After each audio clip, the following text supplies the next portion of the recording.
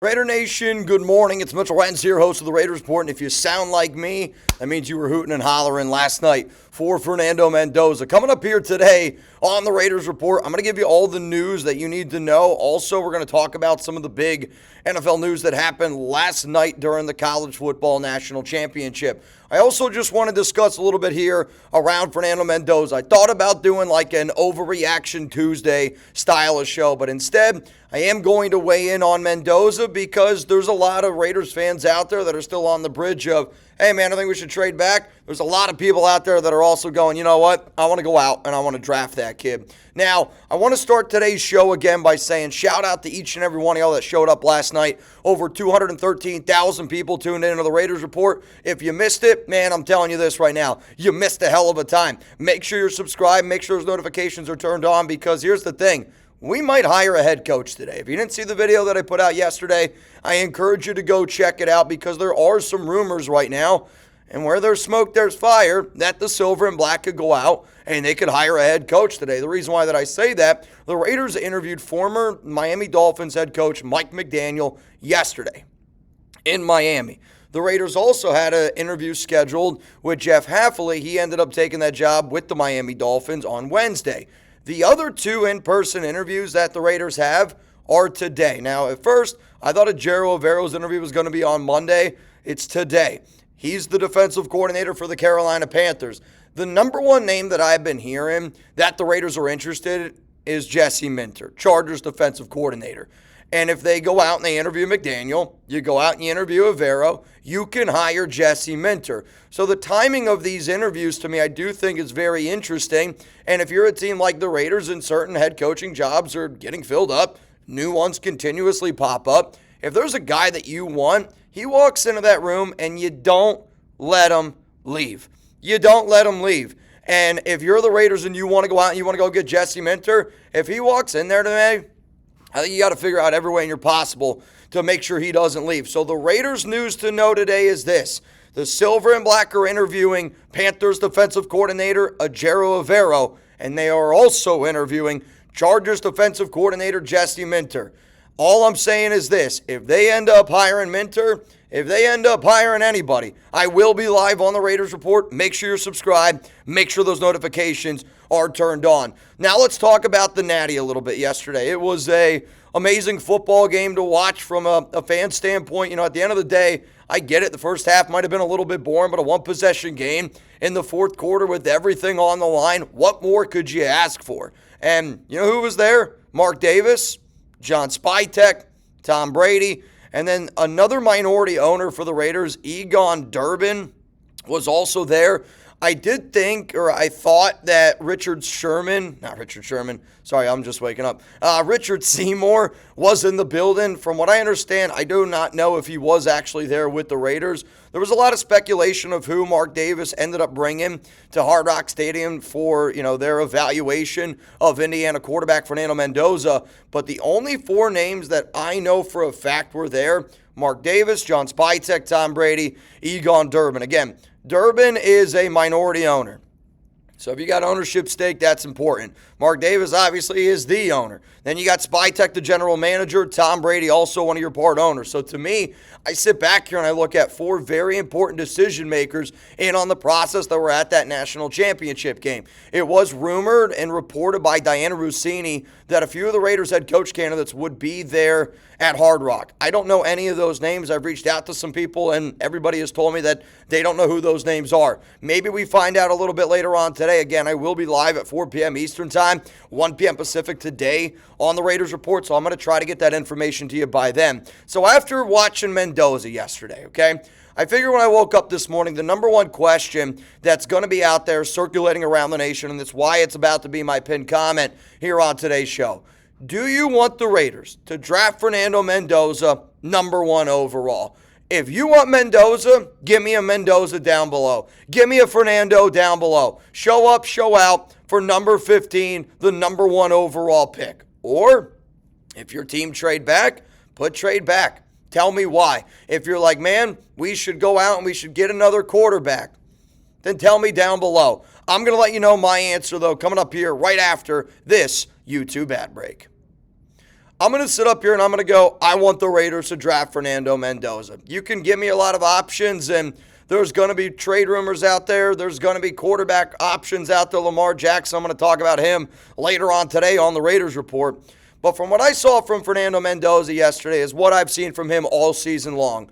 When the money is on the line, when the game is on the line, when everybody around is looking at who should we go to, they go to 1-5.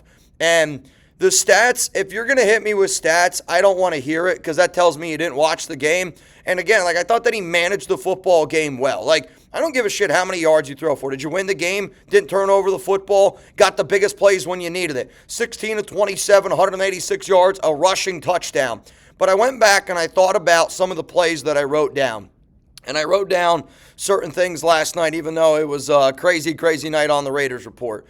And there's certain plays that I think of. And again, to me, I want a quarterback that he shows up in the biggest situations of that game. So I'm going to take you to the final 4 drives for Indiana, okay? 4 drives. It was punt, touchdown, field goal. But let's talk about that first punt drive. On 3rd down and short, what does Mendoza do? Switches up the play, sends a man in motion, realizes the coverage that he has, gets Elijah Surratt one-on-one. Surratt's wide open, and he drops the football. That's getting your best receiver in a situation to succeed. Unfortunately, Surratt couldn't hang on to the ball. It's right there, right through his hands. Imagine how much different his stats could potentially look if you convert that first down there. You're continuously marching in their territory. Let's say that he catches that ball. Let's go to the next drive now. And I want to be clear. I am all for letting the guys play. I say it all the time. I hate when refs ruin games. I like physicality. I like when you let them play. I don't know, man. I almost feel like they let them play too much last night in that game. The amount of non-calls against Miami, the amount of PIs, the amount of holdings that just simply weren't called. And again, I am all for letting them play. But when it's as blatant as some of those were, like shoulder pads getting ripped, jerseys getting pulled, you guys are reffing at the highest level of college football. Simply, you just got to be better. So let's talk about that next drive. 3rd down and long. Same thing. You're trying to get your guy in a situation. He throws a unbelievable back shoulder throw to Elijah Surratt, probably about 19 yards down the field, and it's in the perfect location. It's exactly where that ball needs to go. But Surratt can't get his other hand up because he's being held and he's being ripped at the same time, so he tries to catch it with one hand. Obviously, you never know if he's actually going to catch it. But to me, I've watched a lot of Mendoza and Elijah Surratt. There ain't no way in hell Surratt's dropping that football after dropping the other one on 3rd down. And then another play that happened for Mendoza is they are setting up, it's essentially like a 4 verts is how I would explain it. And they got 3 to the right, you got 1 to the left. And the receiver, I want to say it was Charlie Becker. I don't remember exactly who it was. Might have been Omar. They were mixing and matching. But he's running the seam route right up the middle of the field. And Mendoza throws it up. And when Mendoza throws it up, you can see the receiver's got the defender beat by like 5 yards. So what does the defender do? Reaches his arm out, pulls his shoulder pad back, and there's no call on it. And now it's 4th down. When I go back and I think of how good Fernando Mendoza has been in these college football playoffs, you can laugh at me all you want, but to me, I look at those 3 plays, and I honestly think for anybody out there that's upset about the stats, imagine if those 3 plays happen. That's 3 big plays, and I know there's an if in there, but if you watch the game, you know what 3 plays I'm talking about, and you're going, yep, that's a big drop by Surratt. Yeah, that was a clear PI. Yeah, that was a clear PI and holding. If those plays end up happening, Mendoza finishes this game, I think, with somewhere around 19 of 27. That's a 70.4% completion percentage. That's probably somewhere right around 250 yards, and that's if he doesn't gain any other yards on any of those other drives that he would have extended. 1 passing touchdown, 1 rushing touchdown. If Mendoza would have finished with that stat line, everybody on the planet would be saying that guy's the number 1 overall pick. So if you hit me with a box score stat, when it comes to Mendoza today, I'm going to lose my mind a little bit because it tells me you didn't watch the game. But what do you want out of your quarterback? I want a quarterback that all game long, it was a great defensive game. You got to tip your cap to Ruben Bain. You got to tip your cap to the Miami Hurricanes. They were flying all over the football, and they were hitting them. Hell, there's even a few chip shots. And if you're the Hurricanes and you know that the refs aren't going to call anything against you, that you're going to be able to go balls to the wall after this guy, you're going to do it for an entire 4 quarters, and that's what they did. But what did Mendoza do? Showed resilience. He showed that he's a tough mother effer, and he's not going to be denied. So you look at those final drives, the biggest situations of the game. I think he would have extended those drives. I think those would have been touchdowns. And then he goes out and gets a touchdown in the 4th quarter. 12 plays, 75 yards. Goes out and gets a field goal. 11 plays, 58 yards. Those are monstrous drives. That's what a franchise quarterback does. When you struggle all game, you get it done in the biggest situation. And that's why I want Mendoza. And if you didn't hear his talk about that 4th and 5 call, it's unbelievable. The confidence that Curt Cignetti has in Fernando Mendoza, it's just unbelievable, man. If you didn't hear the Fernando Mendoza, the play where he's got to go for it on 4th down and 5, you got to listen to his interview talk about it. So it's 4th down and 5. The clock's starting to roll down here a little bit. It's right before that touchdown run that he had where he went full-on Superman. And they called timeout. And I'm sitting there going, man, if you're going to call a timeout on 4th down and 5, you only have one timeout left. Like, you're going to be going for it. So what did they do? They lined up, and that play was actually a design throw. It was not a design run.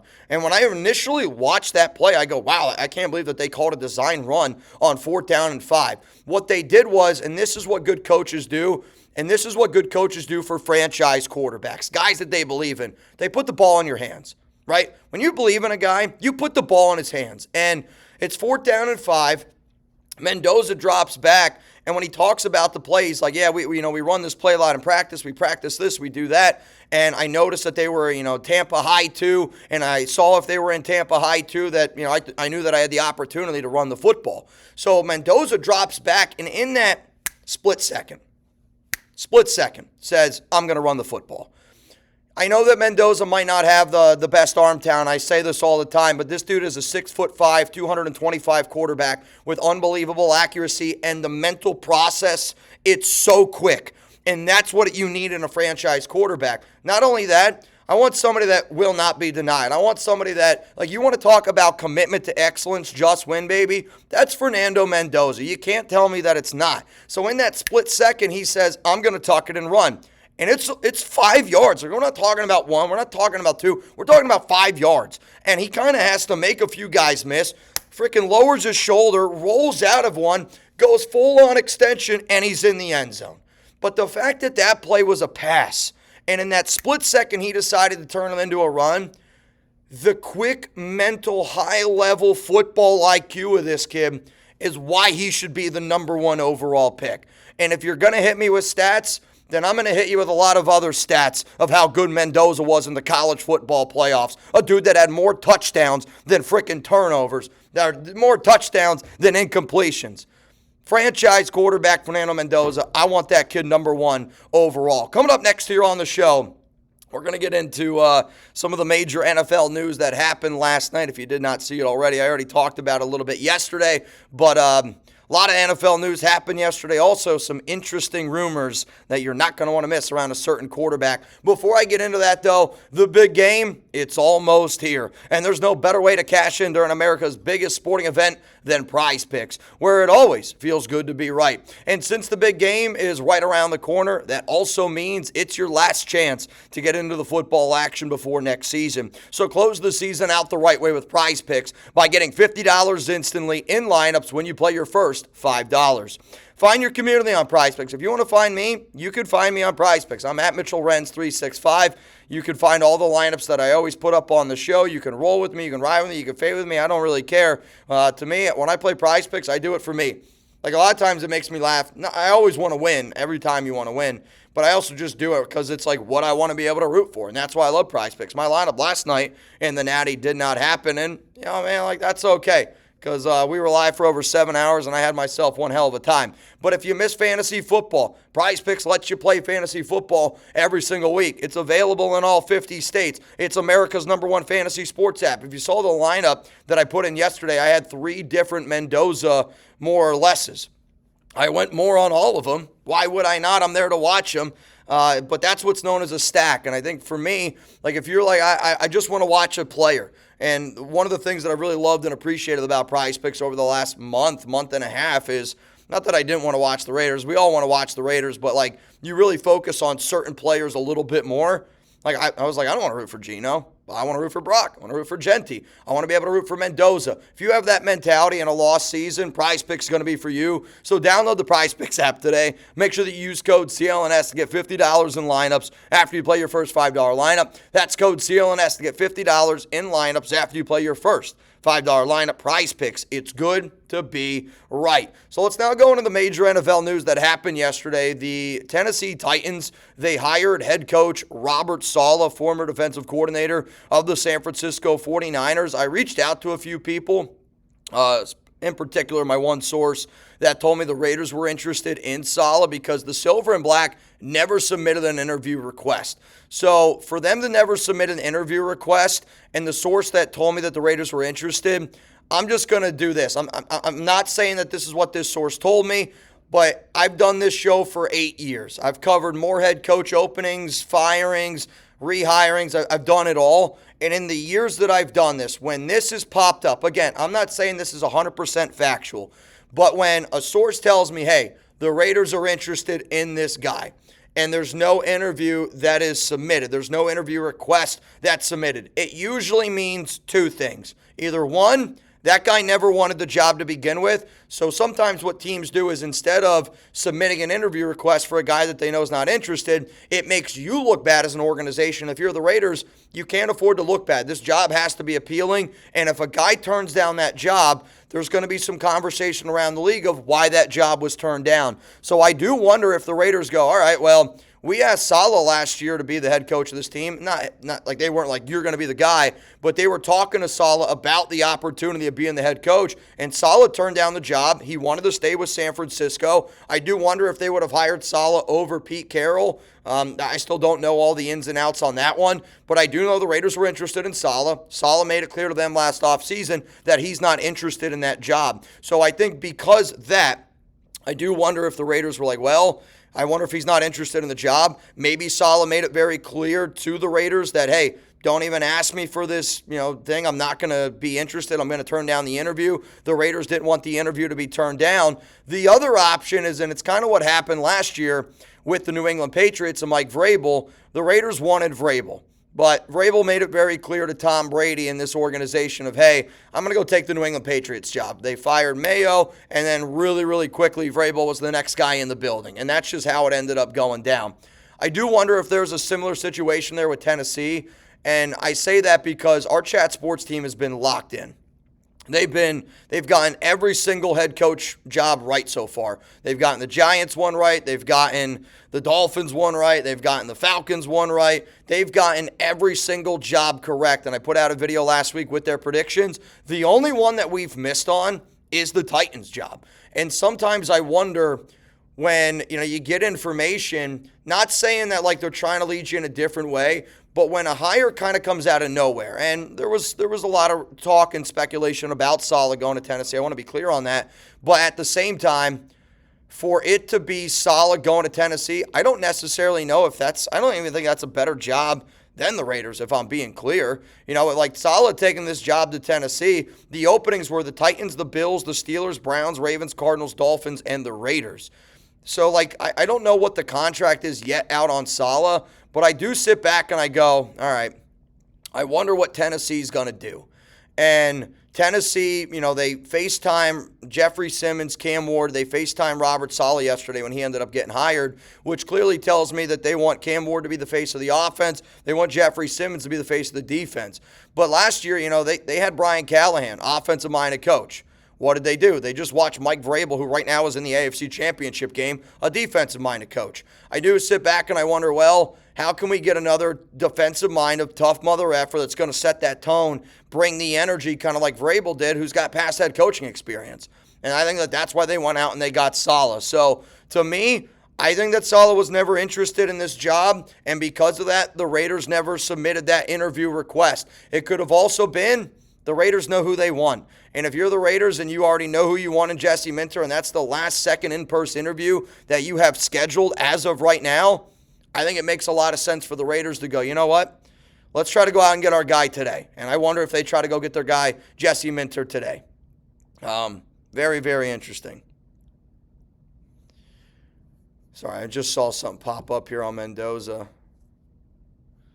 Oh, they're talking about apparently Mendoza's younger brother might transfer from Indiana and he might go to Georgia Tech or Duke. Apparently they're trying to get him. I saw Mendoza and I was like, oh my God, what breaking news just happened?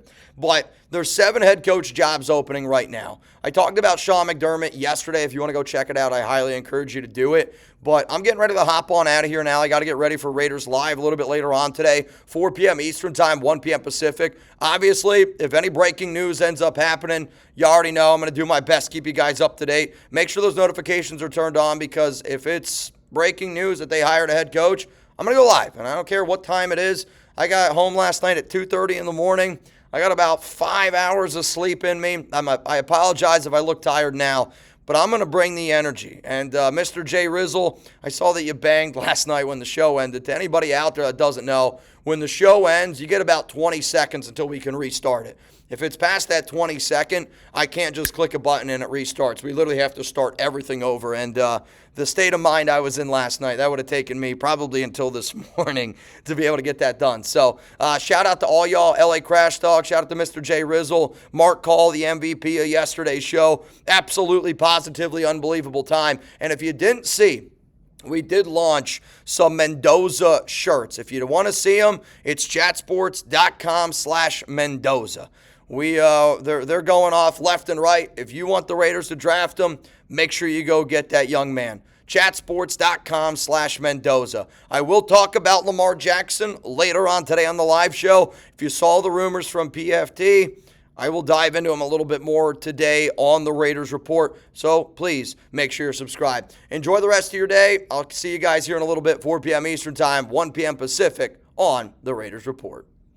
If you're looking for even more content from me and the crew, make sure you click this subscribe button right here. I promise you, I'm always going to do my best to keep you up to date. If you want even more videos, YouTube's going to recommend these 2 videos that pop up over here. Essentially, it's like, all right, if you enjoyed this video, you're going to enjoy these videos. So make sure you're subscribed, and if you want more Raiders content, click on one of these bad boys over here.